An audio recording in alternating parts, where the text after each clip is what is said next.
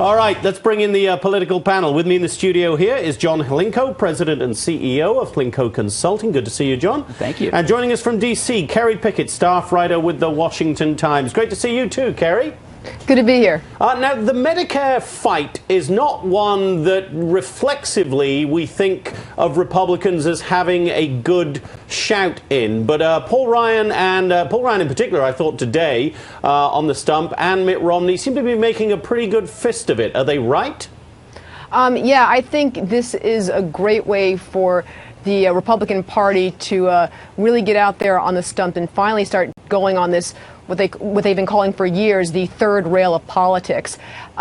Look, to really break down this $700 billion that's been cut from Medicare to go towards Obamacare, about $400 billion of that $700 billion has actually comes out of the of what goes towards doctors' fees and towards hospitals. It's the reason why a lot of doctors are not accepting Medicare anymore. About $150 billion of those of that $700 billion is actually cut from Medicare Part D. So this is one of those things that Obama can say, well, you know, this is what we're doing to streamline things and so on and so forth. But look, even in Obama's own book, Audacity of Hope, he said that Medicare was broken. And this is the reason why things are being kicked down the road, or essentially kicking the can down the road. He doesn't want to take responsibility for it. Let's face it, Medicare is going to be essentially broke in the next 10 years. John? Well, yeah, I think Mitt Romney must be contagious because Paul Ryan is flip-flopping in a big, big way. He supported the exact same cuts. They're not even actual, they're just simply cuts in the rate of growth. By Paul Ryan's logic, if these are cuts, then his cuts amount to trillions. His supposed savings from his plan. We would love to have a debate about Medicare. And there needs to be some restructuring of Medicare, or at least of the costs. What Paul Ryan is doing, though, is saying, well, here's a voucher. Go ahead and buy your health insurance service, which is exactly what somebody who's 85 with diabetes and chronic conditions wants to do. They want to go out shopping for insurance. He turns it from a defined benefit into a voucher. It would be like if I said to you, hey, here's a $10 voucher for a Rolls Royce. Live it up. Have fun. Well, you wouldn't be able to afford it. And that's exactly what's going to happen with Medicare. This isn't going to affect anybody over the age of 55, though. But it is at some point. Yeah, I mean, it's basically it's getting rid of Medicare as we know it for those under 55. No, but you see, those under 55 will actually be able to prepare as far as this whole program is concerned. Well, I mean, if he's going to come rob my bank, I could prepare for that. No. But you see, at that point, then we can actually just look at the fact that about 8 or 10 years from now, nothing's going to be there anyway. If nothing actually is done, I can tell you that right now. But you see, if nothing is done, to a voucher program.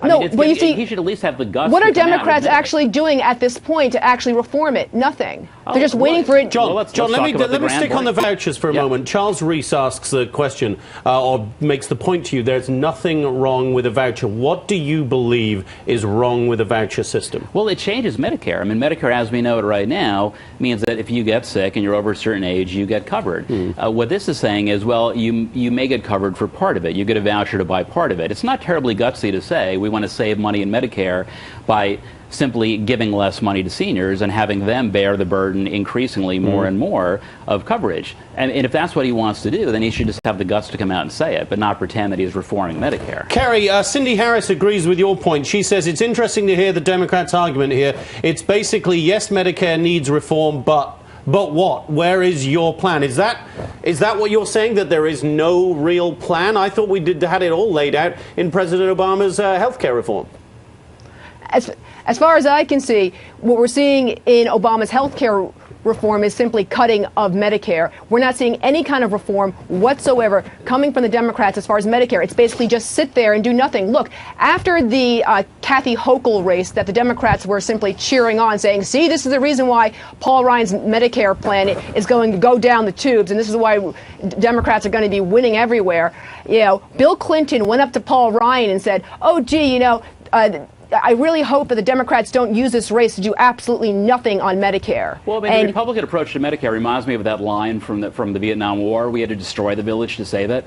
They're basically destroying Medicare to allegedly save it. There are plenty of plans from Democrats. But you know, one of our other viewers writes in here, John, sorry to interrupt you, but Taylor Kane says, if we don't change Medicare, how long does it last? We've got 12 years max. Isn't that a fair point? That you've got to do something. We got to do something with Medicare. But remember, the problem with Medicare is not the Medicare system, it's the underlying health care costs. The administrative fees in Medicare are about 3% compared to the 20s or 30s for private insurers.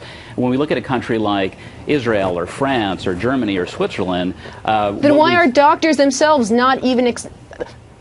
not even accepting Medicare even at this point? Many of them are even getting off that. But some doctors are not accepting private insurance either. No, many doctors at this point are dumping Medicare because they themselves can't even keep open their own businesses to even accept patients who have Medicare. They can't afford it. They can't afford it at this point. They can't. Well, let me just... we got an interesting point here from one of our viewers, Ultra Right, who seems to have finally come back after forgiving me for saying that you don't need an assault rifle to go and hunt a deer. Welcome back, Ultra Right. Lovely to have you back here. He says both sides are using faulty arguments on the Medicare debate. What both are really saying is that they will sacrifice the health and well-being of seniors who paid into this BS system all their adult working lives in order to maintain welfare and Medicaid for non-productive elements of our society. Shame on both sides. Shame on both sides, Kerry? Would you agree with that? Well, I think the shame on both sides is the fact that Republicans have been so scared to even touch the problem, and that Paul Ryan finally stepped up to the plate and said, you know what, it's actually time to start doing something about it and start looking at free market solutions. And you had Democrats who just wanted to just sit there and say, well, you know what, we're just going to wait and we're going to say we're going to reform it, but they don't, and now we have 12 years until the whole thing is going to go broke. So, John, let's get to that detail. What in President Obama's health care reform law actually reforms Medicare to save it? Well, I mean, we've talked already about the $716 billion in savings, which is something that Paul Ryan himself had in his plan. So we would think there's bipartisan agreement, at least until he gets on the ticket. Then apparently it all goes to, you know, where in a handbasket. But that's part of it. But I would agree. I would agree we need to do more. I mean, if you look at Medicare so you would costs, you agree that there is not enough detail on how to save Medicare in President Obama's health care reform plan? I think there's plenty of detail, but I think it's a first step. And if you look at Medicare costs going out 10, 20, 30 years, they go through the roof. There's no doubt we have to do something. Now, if you ask me what I think we should do, I think we should replicate the eminently sensible systems in the 33 nations that are ranked higher than us in healthcare output or healthcare wellness and outputs by the World Health Organization. We should say, what are other countries doing that is leading to higher, to better outcomes of healthcare for less cost? All those other countries, though, all those other countries have socialist healthcare systems, and many of those countries actually come to the United States, as far as their actual citizens come to the United States for better health care. Let's actually point that out. For Germany, for Switzerland, and many of those individuals who are actually high-income individuals come to the United States for better health care. We've actually had that debate way back in 2010, way back in 2009, when we were having the health care debate about who has a better health care system, the United States or France, the United States or Britain. And many of those individuals, even from Canada, come across the border for actual better health care. Because we can come up with all kinds of anecdotal evidence, but when you look at actual national studies of things like lifespan, of things like, you name it, we're in the 20s, 30s, or 40s. Now, if we were spending more than anyone in the world on military spending and we were ranked number 33 in ability to defend ourselves, there would be a national outcry. Why is there not a similar outcry? We're wasting an enormous amount of money and we're not getting the health care. Perhaps because our military is actually defending a lot of those countries that you're pointing out who actually have better health care, which I really don't believe. But that doesn't make it, it doesn't. It actually does make a big difference. Study after study that proves it. I mean, they live longer. All those countries, once again, all those countries that you're pointing out, we actually defend at the same time, who you say that they have better health care than us, which I, once again, don't believe, because many of those citizens come here for better health care. You may not believe the sky is blue, honestly, and the evidence point to a blue sky. I find that very hard to believe, because many of them come to our country for our health care. But there is a longer lifespan. That is not something you can fake. You can't. It's not like Weekend at Bernie's where you can just prop up a corpse. I mean, someone is living longer. On average, they are living longer. Well, then why is it that Canadians are coming over here for, say, MRIs that they can't get on time over say, in their You provinces. hear this I anecdotal find evidence, it but very there's a hard to reason why believe. every industrialized nation in the world has that kind of system and is getting better health care outputs. All right. Why do we insist on being addicted to stupid policy? Let's move on to another subject. Canadians are probably all coming here because they live in such a boring country. That's why they're coming to America. Oh, we love Canada. Hello, everybody in Canada. We love you, really. I want to get to the extraordinary story that played out over the weekend of Representative Todd Akin, the Missouri Republican, challenging incumbent Democratic Senator Claire McCaskill. In an interview with a St. Louis Fox affiliate, KTVI, Representative Akin had some rather extraordinary things to say about the question of abortion in the case of rape. Let's listen to a part of what he had to say. First of all, from what I understand from doctors, that's really rare. If it's a legitimate rape, the female body has ways to try to shut that whole thing down. So, if it's a legitimate rape, his argument was, a woman's body has a way to prevent itself from becoming pregnant. So, that was his argument. Kerry, really, I mean, is there any defense at all anywhere to what Representative Akin said? Yeah, he really messed this one up big time. I mean, no doubt. I mean, from what I understand, there is a movement to try and get him off the ticket and try and get someone in. Yeah, Kerry, is that, as far as you know, is that possible? One of our viewers was actually asking that earlier, saying he has Taylor till Kate, who's a Tuesday. Republican, she believes he should be got off there. Is it possible?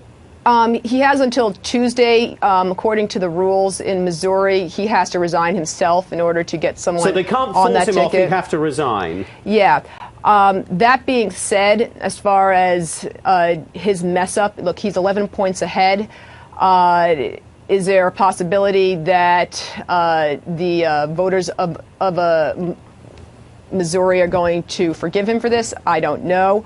As far as conservatives who are pro-life, who don't think that abortion should happen in the areas of incest and rape, usually people who tend to go at this point tend to look more at those who are born of rape. There are movements out there, people who say, look, somebody was born of rape, and there are babies out there who, of course, become, who have started organizations saying, look, I was born of a horrible circumstance. My father's in jail. He's a horrible criminal, but I'm glad that my mother had me anyway.